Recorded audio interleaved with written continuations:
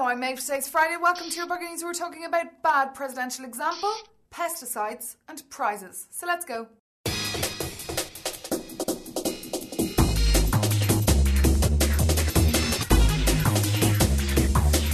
The first working week of January is coming to an end.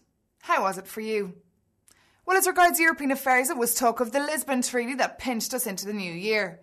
Talks that saw José Sócrates change his mind about holding a national referendum in Portugal. What does that mean? Well, that Ireland will be the only member state to hold the ballots. Sarkozy and Brown's motives in changing Portugal's mind shows their fear of pressure that they would have been under to hold a referendum too. A president is supposed to be an example, right? And fair enough it was this week when Ljubljana hosted the official inauguration of the Intercultural Dialogue year.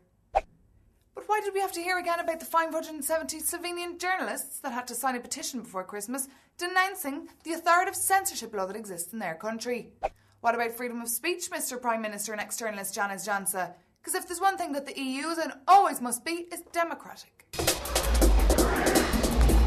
Africa has declared a trade war against the EU. They disliked our proposal for new economic partnership agreements and didn't waste their time in showing so too. This week, government representatives joined bongo drum playing protesters to colour the streets of Dakar. But what brought so many protesters to the capital of Senegal on a Monday afternoon? In brief, the proposed deals with Europe would open up their economy to way too much foreign competition and in doing so damage local businesses. So the outcome? African trade ministers will meet in February to try to come up with the most profitable trade deal agreement with Europe that would benefit their poor continent the most. It's no huge shock to find out that 100% of us have at least one type of pesticide in our bodies. According to an intense study carried out by the University of Granada, we carry at least one persistent organic compound, POC for short, that we catch from either the air, water or our food. POC is very harmful for our health and is more notable in women than men and in adults more so than young people.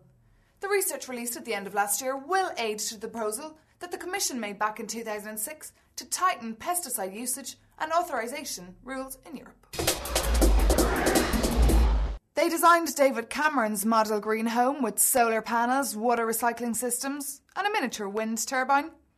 And now with Richard Branson's money, father and son architects Alex and Dominic Michaelis have proposed to build 2 artificial islands. Each island would be run by 25 workers who would live off recycled water and produce from an onboard vegetable farm. Each island would produce 200,000 megawatts of power. Sounds like a great idea, but how many islands will we need to have enough energy for the whole world? Are you part of a group that promotes multicultural understanding? As a volunteer maybe for an NGO or on a local or community level? If so, there's a certain award that you might like to hear about. After Charles the Great, it's known as the Charlemagne Price. In this case, the Youth Charlemagne Price. If you're between 16 and 30, and your hard work, which you probably have never got a cent for, this could earn you €5,000 as well as prestige. More details online. The closing date for your application is the 8th of February. And finally, music, theatre, film, literature, circus, exhibitions and dance.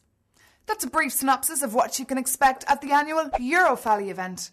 Christened in Brussels back in 1969 to promote the culture of the member states of the European Community, it's the biggest multidisciplinary festival of its time and tends to traditionally take place in Brussels, unfortunately.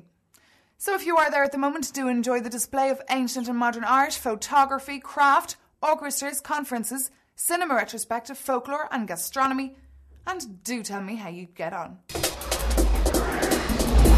Well, that's all for today, and in fact this week it's Friday, so have a great weekend, unless you're doing exams.